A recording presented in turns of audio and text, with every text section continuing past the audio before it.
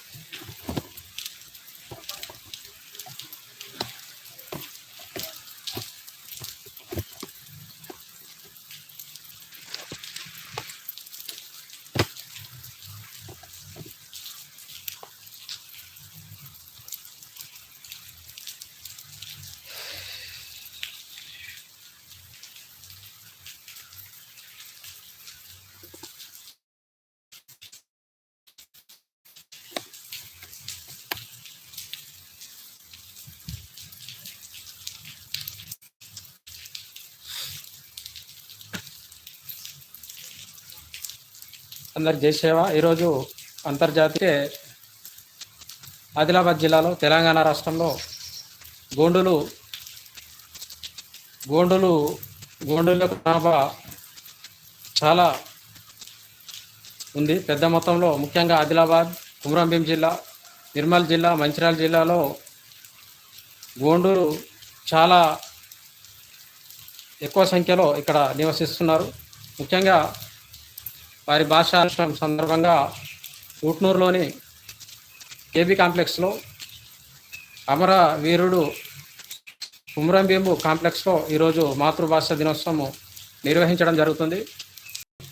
లేకపోతే ఇతర భాషలు ఆధిపత్యాన్ని చెలాయిస్తున్నాయి. అయితే నేడు ప్రపంచీకరణ, సరళీకరణ, అలాగే ప్రైవేటీకరణ ఈ యుగంలో సామ్రాజ్యవాద అభివృద్ధి నమూనాలో ఆదివాసులు ఏ విధంగా అయితే అంతమవుతున్నారో ఆదివాసీల భాషలు కూడా గిరిజనేతర సంస్కృతి అలాగే ఇతర సంస్కృతుల ప్రభావం కారణంగా ప్రస్తుతం వారి యొక్క భాష కూడా అంతమవుతూ వస్తున్నది. అలాగే ఇతర జాతుల వలసల కారణంగా ఆదివాసీ భాషలు కూడా అంతరించే స్థాయికి చేరుకున్నాయి. అయితే కోయ భాష, కోయ తెగ ఎక్కువగా తెలుగు ఉభయ రాష్ట్రాలు మరియు ఛత్తీస్గఢ్, మహారాష్ట్ర, ఒడిశా, మధ్యప్రదేశ్ రాష్ట్రాల్లో దాదాపు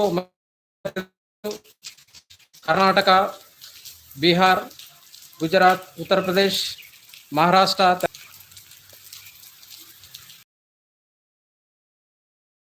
ఏర్పడుతుంది. రాజ్యం గోండులు ఎప్పుడైతే పరిపాలన చేస్తుండేవారో ఆ కాలంలో గోండి భాష ఆ రాష్ట్ర భాషగా చలమని అవుతూ ఉండేది. భాష ఆ రాష్ట్ర భాషగా చలమని అవుతూ ఉండేది. అలాగే నుంచి నిర్ణయం కూడా ఏర్పడి వచ్చింది.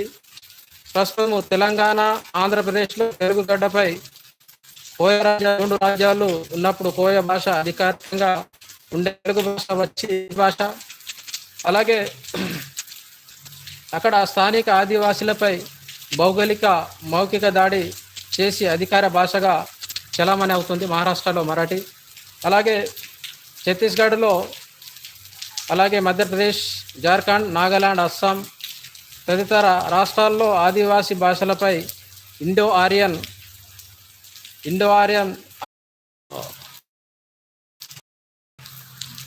సిగ్నల్ ప్రాబ్లం కూడా ఉంది. ఇక్కడ నెట్వర్క్ సరిగా లేకపోవడం వలన కొంత అంతరాయం ఏర్పడుతుంది, గమనించగలరు.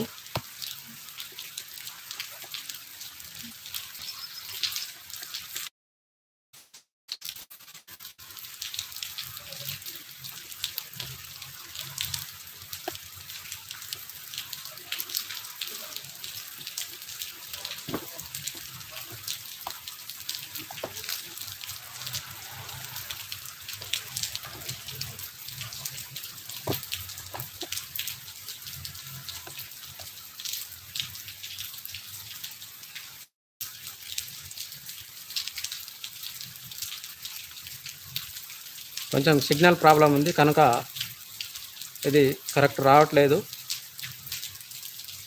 అయితే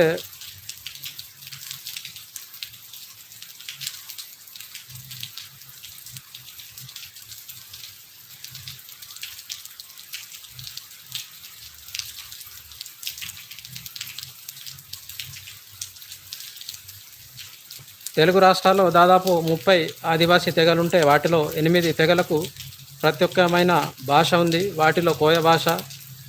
ఈ భాష చాలా పెద్దది. ఆదివాసీ భాషలకు మూలం కొయ్తూర్ కొలామి. ఆదివాసీలు మాట్లాడే భాష కొలామి భాష. గోండు రాజులు మరాఠీల చేతిలో చాలా సార్లు ఓడిపోయిన తర్వాత వారి దైనందిన జీవితంలో గోండు రాజుల పాలన సాగేది. అయితే మరాఠా రాజులు ఆధిపత్యాన్ని అంగీకరించి కప్పం కట్టినంత కాలం వీరి వ్యవహారాలలో జోక్యం కల్పించుకోలేదు. అలాగే మొఘల్ సామ్రాజ్యం తర్వాత గోండులు నిజాం పరిపాలన కాలంలో వచ్చిన తర్వాత అలాగే దానితో అక్కడ గోండుల సంస్కృతి భాష కొంత పరాయీకరణకు గురైంది.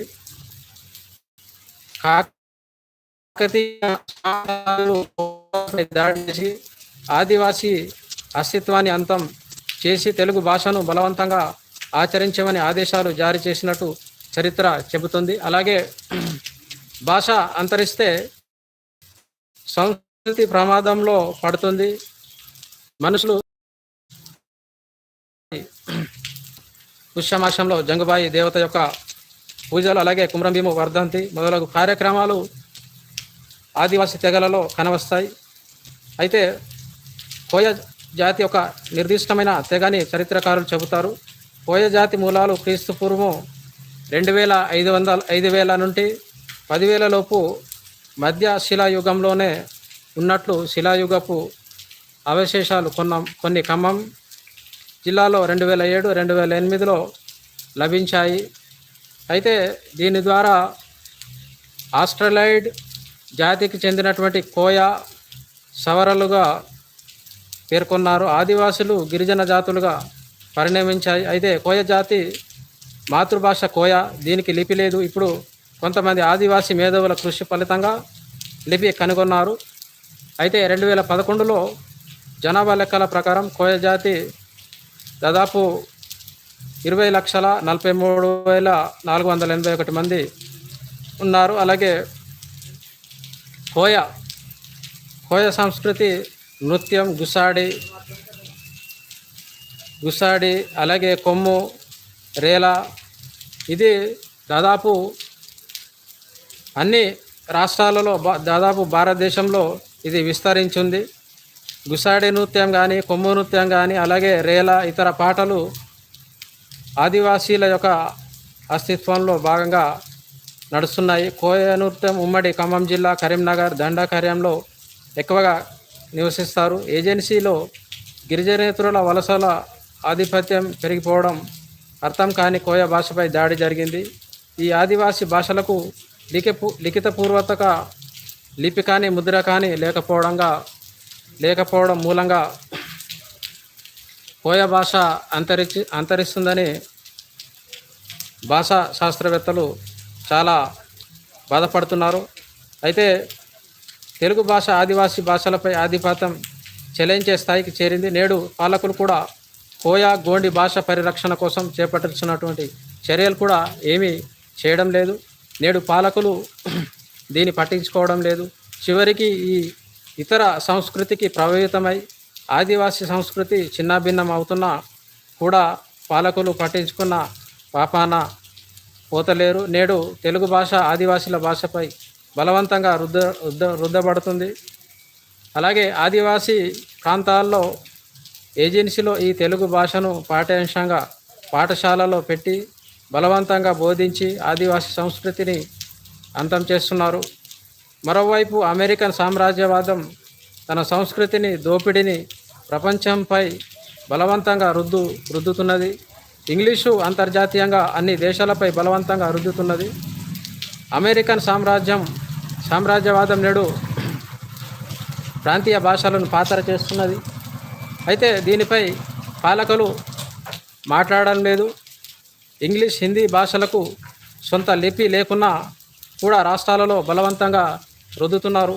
అదే స్థాయిలో ఆదివాసీ భాషలను అభివృద్ధి చేయకుండా నిమ్మకు నీరెత్తినట్లు వ్యవహరిస్తున్నారు.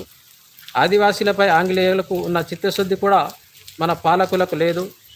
ఆనాటి పాలకులకు కనీసం ఆదివాసీ సంక్షేమం, ఆదివాసీ భాషలకు సంబంధించిన ప్రతి ఒక్క చర్యలు కూడా తీసుకున్నారు. కానీ నేటి పాలకులు ఆదివాసీ భాషలను అంతం చేసి ఆదివాసీ ప్రాంతంలో ఉన్నటువంటి సహజ వనరులను, ఖనిజ సంపదను దొడ్డిదారిలో దోచుకోవడానికి మరోవైపు కుట్రలు కూడా చేస్తున్నారు.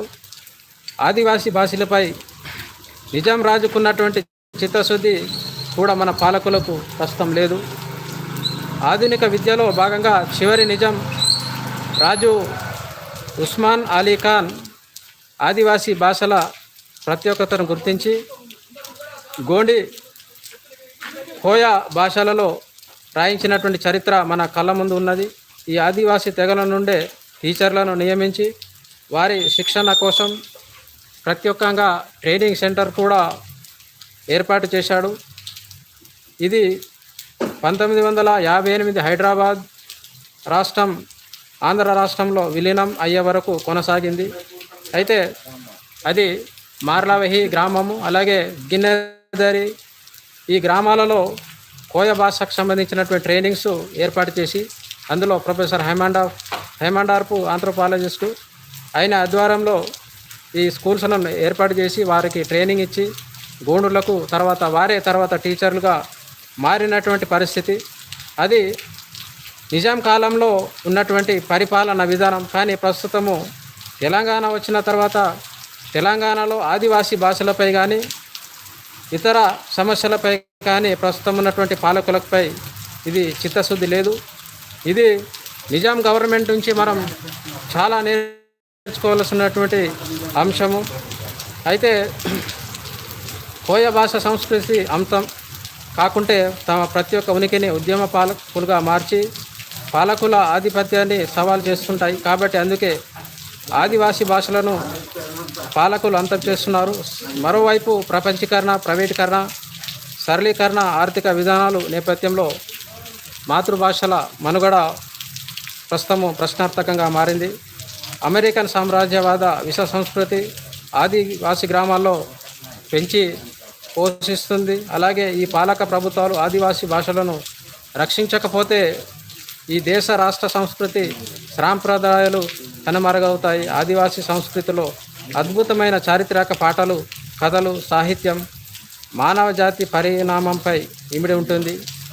ఆదివాసీ భాషలు కాపాడకపోతే ఈ సమాజానికి చాలా ప్రమాదం. ఎందుకంటే ప్రస్తుతము తెలంగాణ ఉద్యమం కూడా నీళ్ళు, నిధులు, మా భాష, యాస దీనిపైనే ప్రత్యేకంగా ఉద్యమం జరిగింది. కొన్ని సంవత్సరాల తర్వాత ఇది కూడా అలాంటి పరిణామాన్ని సంభవించే అవకాశాలు కనిపిస్తున్నాయి. ఎందుకంటే నేడు తెలంగాణ యాసను, భాషను ఏ విధంగా అయితే ఇతరులు అవమానించారో, చిన్నచూపు చూశారో, అలాగనే ప్రస్తుతం ఈ ఆదివాసీ భాషలను కూడా చిన్నచూపు చూస్తే రేపటి తరానికి, భవిష్యత్ తరానికి తిరుగుబాటు చేసేటటువంటి అవకాశాలు కూడా మెండుగా కనిపిస్తున్నాయి. అయితే పాలకులు దీన్ని గమనించాలి. అలాగే ఆదివాసీ భాషా సంవత్సరంగా ఐక్యరాజ్య సమితి యునెస్కో ఈ సంవత్సరాన్ని అంటే 2019లో ఆదివాసీ భాషా సంవత్సరంగా ప్రకటించింది. ఆయా దేశాల్లో ఆదివాసీ భాషల పరిరక్షణకు చర్యలు చేపట్టాల్సిందిగా ప్రపంచానికి పిలుపునిచ్చింది. అయితే మన భారతదేశం కానీ, మన రాష్ట్రాలు కానీ ఆదివాసీ భాషలపై అసలు దీని గురించి పట్టించుకోవడం చాలా బాధాకరము. అలాగే గోండి భాష గుర్తింపు కోసం భాష ప్రామాణీకరణ జాతీయ స్థాయిలో ఉద్యమంగా 2014 జూలై 21న ఢిల్లీ నుండి ప్రారంభమైంది. నరజాతి సమస్తం పరపీడన, పరాయితత్వం అన్నట్టు ప్రపంచవ్యాప్త పాలనలో అభివృద్ధి నమూనా. అలాగే అంతా కలిసి ఆదిమ జాతులకు సమాధులు కడుతున్నారు. చారిత్రక వాస్తవాలలో నుండి విశ్వ మానవ మనుగడకు కాంక్షించే ఐక్యరాజ్య సమితి సంస్థ యునెస్కో 2019 జూలై 21న ఈ సంవత్సరాన్ని ప్రపంచ ఆదివాసీ భాషా దినోత్సవంగా ప్రకటించింది. 2019 సంవత్సరాన్ని ఆదివాసీ భాషా సంవత్సరంగా గుర్తు చేసి ఆదివాసీ భాషా జ్ఞానాన్ని పరిరక్షించుకోవడం ఈ సమాజం అలాగే ఆదివాసీ విద్యార్థులు మాది కాని భాషలో విద్యను అభ్యసించడం వలన విద్యాబోధన జరగడం వలన ఆదివాసీ భాషలకు దూరం కావడం జరుగుతుంది. ఇప్పటికీ కొన్ని ఆదిమ భాషలు ఉన్నాయంటే కారణం సామాజిక సాంస్కృతిక ఆమోదమే కారణం, అంతేకాని పాలకుల ప్రోత్సాహం మాత్రం ఏమాత్రం లేదు. అలాగే విశ్వ జ్ఞాన మూలాలు ఆధారాలను అన్వేషించడం, అధ్యయనం చేయడం అన్ని విశ్వవిద్యాలయాలు బాధ్యతగా తీసుకోవాలి. ప్రస్తుతము సెంట్రల్ యూనివర్సిటీస్ కావచ్చు, స్టేట్ యూనివర్సిటీస్ కావచ్చు, అలాగే ఐఐటీలు కావచ్చు, సోషల్ సైన్స్ ఇన్స్టిట్యూట్ కావచ్చు, ఈ ఆదివాసీ భాషలపై ప్రతి ఒక్క శ్రద్ధ చూపాలి. అలాగే ఆచార్యులు, ప్రొఫెసర్లు, సైంటిస్టులు ఈ భాషపై ప్రతి ఒక్క శ్రద్ధ చూపి దీనిపై పరిశోధనలు చేయవలసిన అవసరము ఎంతో ఉంది. అయితే రేలపాట రూపంలో ప్రస్తుతం గోండి, కోయ ఇతర చరిత్ర పురాణమంతా తర రూపంలో మాత్రమే నిక్షే ఉన్నది కనుక నేడు రేలపాట, తరపాటలు మనుగడ ప్రమాదంలో ఉంది. ఇది పాటకు ప్రమాదమే కాదు, పాట అంతరిస్తే భాష అంతరిస్తుంది, భాష అంతరిస్తే సంస్కృతి అంతరిస్తుంది, సంస్కృతి అంతరిస్తే జాతి అస్తిత్వాన్ని గుర్తింపును కోల్పోతుంది. ఇది మేధావుల మాట, శాస్త్రవేత్తల మాట. అలాగే ఏజెన్సీ ప్రాంతంలో 170 పేసా చట్టాలను పటిష్టంగా అమలు చేయాలి. జాతీయ స్థాయిలో బహుభాషా విద్యా విధానం పటిష్టంగా అమలు చేయాలి. ఆదిమ జాతుల మాతృభాషలో ప్రాథమిక విద్యని ఖచ్చితంగా అమలు చేయాలి. కోయ భారతిని పటిష్టంగా అమలు చేయాలి. మాతృభాష బోధకులను రెగ్యులర్ ప్రాతిపదికన నియమించాలి. ఆదిమ జాతులకు ప్రత్యేకంగా విద్యా విధానం, అలాగే కేంద్రీయ విద్యా విధానం ఆధారంగా ఇంగ్లీష్ మీడియంలో విద్యా బోధన అందించాలి. ఆదిమ భాష సంస్కృతి, ఇతిహాసాలు, చరిత్ర, ఆదివాసీ నాయకుల జీవిత చరిత్రలు పాఠ్యాంశాలుగా చేర్చి ఆదివాసీ పండుగల ఆధారంగా సెలవు దినాలు కూడా వచ్చేటటువంటి అవకాశాలు కల్పించాలి. అదేవిధంగా విద్యా విధానం మరియు క్యాలెండరు కూడా రూపొందించాలి. జనాభా లెక్కల పట్టికలో ఆదిమ జాతుల యొక్క జనాభా లెక్కింపును ప్రతి ఒక్క కాలంగా పునరుద్ధరించాలి. అలాగే 2021 ఏజెన్సీ ప్రాంతంలో గిరిజనేతరుల వలసల నిరోధానికి ఇన్నర్ లైన్ పర్మిట్స్ చట్టం రూపొందించాలి. ఆదిమ జాతుల పూజా స్థలాలను ఎండోమెంట్ శాఖ నుండి విముక్తిపరిచి సర్వస్వతంత్ర సాధికారతలకు సహకరించాలి. ఆదివాసీ పూజారులను ఆదివాసీ అర్చకులుగా, అలాగే ఆదివాసీ సాంప్రదాయ వైద్యులుగా తోటి ప్రధాన్, అలాగే డోలి, పట్టేడా, ఆదివాసీ ఉత్సవ వాయిద్యకారులుగా గుర్తించి ప్రతి ఒక్క ప్రోత్సాహకాలు అలాగే పెన్షన్లు అందించాలి. భూమి పండుగను ఆదివాసీ జాతీయ పండుగ ప్రకటించాలి. కోయ, గోండి మరియు మాడియా, ఓజా, ప్రధాన్, డోలికోయ తెగలను ఒకే తెగగా కోయ హోమర్తగా మహారాష్ట్రలోని కాచర్గాడ్, దన్నేగావ్ ప్రాంతాన్ని జాతీయ స్థాయి ఆదివాసీ కోయ దర్శ వికసిత పవిత్ర పుణ్యక్షేత్రాలుగా గుర్తించాలి. పహండి పారికుపార్ లింగోని కోయ పుణ్యం, కోయ ధర్మ గురు భక్తగా గుర్తించాలి. మధ్యప్రదేశ్లోని అమర్కంట్ నర్మదా నది జన్మస్థానం, అలాగే పరివాహక ప్రాంతాన్ని కోయ జాతి పవిత్ర జన్మస్థానంగా గుసాడి, దండారి, ఆర్తి, డోలా వంటి పవిత్ర సాంస్కృతిక కళలను ఉత్సవాల్లో తప్ప రాజకీయ ఇతర ఊరేగింపుల్లో నిషేధించి కళాకారులకు ప్రత్యేక ప్రోత్సాహకాలు, పెన్షన్లు అందించాలి. ముఖ్యంగా ఆదిలాబాద్ జిల్లాలో గుసాడి నృత్యం చాలా దానికి ప్రత్యేకత ఉంది. అది గుసాడి అంటే ఒక పహండి కుపార్ లింగం యొక్క గురువుగా భావించి పూజించేటటువంటి గుసాడి నృత్యం. కానీ దాన్ని ప్రస్తుతము ఎవరో అధికారులు వస్తుంటే లేకపోతే పాలకులు వస్తుంటే వారికి ఎదురుగా వెళ్ళి డోళ్ళు, డప్పులు కొట్టడము ఇది అసలు సాంప్రదాయానికి విరుద్ధం. ఎందుకంటే గుసాడి అంటేనే పాండి కుపార్ లింగం శంభుదేవుడు కనుక ఆయనని అవమానపరిచినట్టు, అలాగే ఆదివాసీ సమాజాన్ని కూడా అవమానపరిచినట్టు. గుస్సాడి అంటే ఒక గురువు యొక్క బోధనలను అనుసరించాలి, కానీ ఆయనను ఆట బొమ్మగా ఎవరో పాలకులు వస్తే వాళ్ళకి ఎదురుగా వెళ్ళి వాళ్ళను స్వాగతాలు పలకడం, వాళ్ళకు దండాలు వేయించడం, వాళ్ళు గుస్సాడి నృత్యము చేపడితే ఒక ఇంట్లో ఎంత శుద్ధిగా ఉంటారంటే దీపావళిలో ఆ వారం 2 వారాలు ఆ ఇంట్లో బహిష్టైన వారిని కూడా దగ్గరగా ముట్టరు. అలాంటి వారిని గుస్సాడి నృత్యం ఒక ఆట స్థలంగా లేకపోతే బిజినెస్గా ఈరోజు మారిపోయింది. అలాగే కొమ్ము డ్యాన్స్ కూడా భద్రాచలం ఆ ఏరియాలో కొమ్ము డ్యాన్స్ కూడా ప్రస్తుతం బిజినెస్గా మారిపోయింది. ఇలాంటి బిజినెస్ కార్యక్రమాలు తగ్గించాలి. ఎందుకంటే అదే ఇతర సంస్కృతిలో అలాంటి కార్యక్రమాలు ఎక్కడ చేయరు. ఎందుకంటే గుస్సాడి అనేది గురువు స్థానము, పాండికుపర్లింగు, ఆయనను పూజించాలి, ఇంట్లో పూజించాలి, కానీ బయట తీసుకొచ్చి దాన్ని మార్కెట్గా బిజినెస్గా చేయడం చాలా బాధాకరము. అలాగే ఇది ఈరోజు చిన్నగా ఇది ముఖ్యంగా ఊకే రామకృష్ణ రాసినటువంటి ఫ్రీలాన్స్ జర్నలిస్ట్ ఆధారంగా ఇందులో విషయాలు చెప్పడం జరిగింది. అయితే ప్రస్తుతము కేబీ కాంప్లెక్స్లో మాతృభాష గోండి భాష దినోత్సవం ప్రస్తుతం ప్రారంభమవుతుంది. అందరూ లైవ్లో చూడవచ్చు. మా జంగుబాయ్ ఛానల్ని సబ్స్క్రైబ్ చేయండి, అలాగే షేర్, కామెంట్ చేయండి, లైక్ చేయండి. ధన్యవాదాలు.